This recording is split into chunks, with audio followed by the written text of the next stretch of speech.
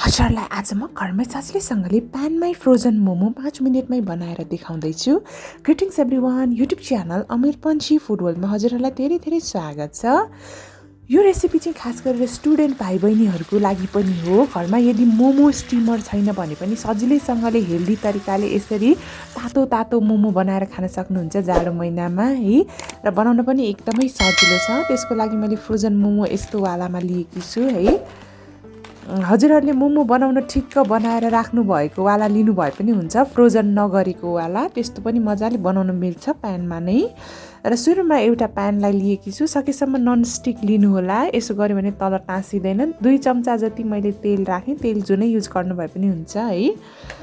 मैले चाहिँ तोरीको युज गरेकी छु। त्यसपछि पानी राखेँ मैले आधा कप भन्दा अलिकति कम 50 ml जति पानी राखेँ। यसलाई मजाले उम्लिन दिनुहोला है।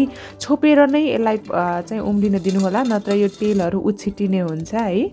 र यसरी मजाले उम्लिसकेपछि मैले यसमा 16 वटा जति मोमो राखेँ। लगभग 2 चम्चा तेलमा चाहिँ मैले 16 वटा जति मोमो राख्दैछु। हजुरहरूले त्यही अनुसार राख्न सक्नुहुन्छ है। मोमो राख्दाखेरि सकेसम्म एकअर्कासँग नटाँसिने गरेर राख्न सक्नुहुन्छ हजुरहरूले है। यो मोमोमा चाहिँ यसको भित्र नै अचार आउँछ। अचार पनि फ्रोजन नै गरेको हुन्छ, त्यही भएर तातो पानीमा म हजुरहरूलाई त्यो फ्रोजन अचार पनि बनाएर देखाउँदैछु है त। एकदमै सजिलो छ, यो पनि स्टिम गर्ने जस्तो नै हो है। र मोमो पकाउने भाँडो बिना नै मजाले प्यानमै हल्का रोस्ट वा फ्राई मोमो पनि भन्न मिल्छ यसलाई। यो चाहिँ अचार हो, पुरा आइसको फर्ममा छ है। अब यसलाई चाहिँ लगभग 5 देखि 7 मिनट मजाले पकाउँछौँ हामीले। बिचबिचमा चाहिँ राख्ने बित्तिकै चाहिँ नचलाउनु होला, 1-2 मिनटपछि हल्का हल्का हजुरहरूले यसलाई चलाउन सक्नुहुन्छ यसरी है। मजाले पाक्छ।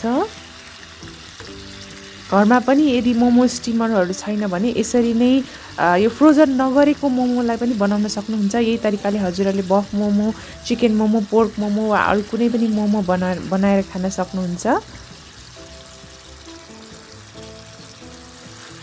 हेर्नुहोस् त कति मजाले पाक्दैछु। सकेसम्म छोपेर पकाउनु होला है, बेला बेलामा चाहिँ चलाइदिनु होला।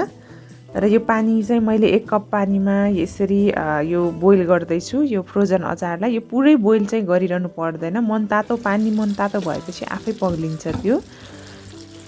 र यसरी बिस्तारै बिस्तारै फ्रोजन मोमो पनि पाक्दैछ। यो चाहिँ हजुरहरूले क्रिस्पी नहुन्जेल मजाले पकाउनु भयो भने अझै टेस्टी हुन्छ है। एकदम सजिलैसँगले घरमै अहिले चाहिँ कहीँबाट पनि अर्डर नगरिकन यसरी सजिलै बनाएर खान सक्नुहुन्छ। फ्रोजन मोमो चाहिँ जति नै 1-2 वर्षसम्म नै फ्रिजरमा राख्दाखेरि पनि खासै बिग्रिँदैन है। हेर्नुहोस् त कति सजिलोसँगले घरमै तयार हुन्छ। यो चाहिँ सस्तो पनि छ है। लगभग 30 वटा पिस फ्रोजन मोमोको चाहिँ 230 रुपियाँमा मैले किनेकी थिएँ। सजिलै डिपार्टमेन्टल स्टोरहरूमा चाहिँ हजुरहरूले यसरी फ्रोजन मोमो किन्न सक्नुहुन्छ है त। हेर्नुहोस् त क्रिस्पी नहुन्जेल पकाउनु होला मजाले यसलाई।